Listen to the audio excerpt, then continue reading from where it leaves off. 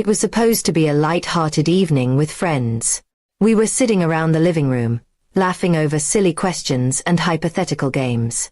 Someone asked, "If you knew you'd never get caught, what's one thing you'd do?" I smirked and, without thinking, said, "I'd cheat." Everyone laughed, assuming it was just another joke tossed into the night's chaos. But what I didn't notice was my husband, Daniel, standing by the doorway, frozen, holding 2 cups of coffee he'd gone to refill. His smile had faded the moment he heard those words. The rest of the night carried on with laughter and music, but Daniel became unusually quiet. I thought he was just tired from work. When everyone left, he didn't say much. He just said, "Good night," and turned off the lights before I could even explain it was just a joke. I brushed it off, thinking it wasn't that serious. After all, he knew me better than anyone, didn't he? The next morning, Daniel wasn't at the breakfast table.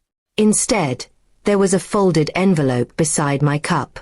I assumed it was a love note or maybe a letter for work. When I opened it, my heart dropped. It was divorce papers.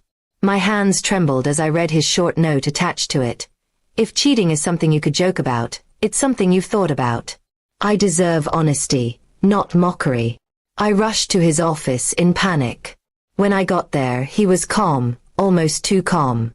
"Daniel, it was a joke," I cried. Everyone laughed. "You know me better than that." He looked at me with sad eyes. "A joke reveals a thought, Emily. Maybe you didn't mean it, but it's what you chose to say when you could have said anything else."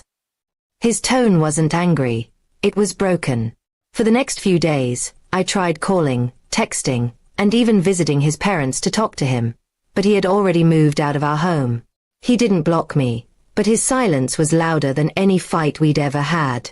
Friends told me to give him time, that maybe he'd calm down. But time only made the distance between us heavier. I replayed that night over and over in my head. I hadn't meant it. I had never even thought of cheating.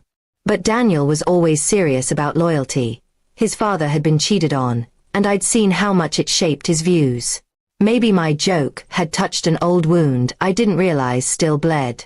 Weeks passed, and our shared home became emptier. His clothes, his books, his coffee mug, all gone. The silence in the house was suffocating. One afternoon, I found an old letter he'd written to me before our wedding. In it, he'd promised to never make me doubt his love, and all he asked in return was respect and honesty. I realized my careless words had betrayed both.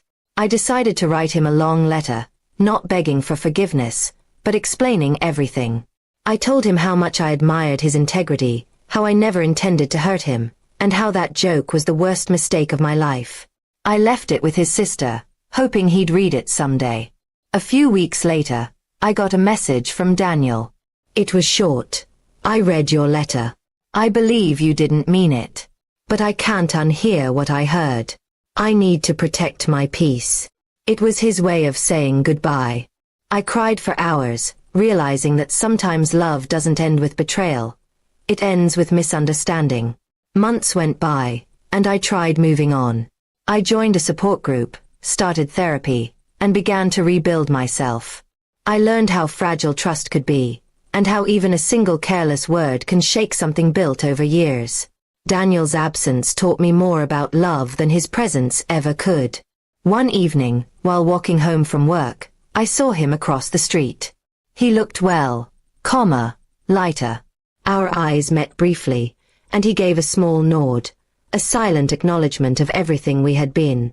I wanted to run to him, to tell him I still loved him, but I knew it wasn't my place anymore.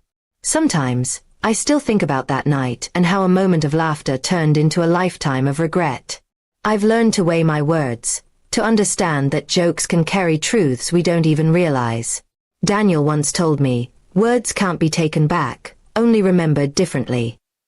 Now, I finally understand what he meant. I no longer joke about things that matter. Love, trust, loyalty, those are sacred. Maybe one day Daniel will forgive me completely. Maybe he won't. But I've made peace with it. Because now I know, some lessons come wrapped in heartbreak, and some mistakes can't be undone, only learn from. And though our story ended, I'll always be grateful for what it taught me. That even a single careless word can cost you the person who loved you the most.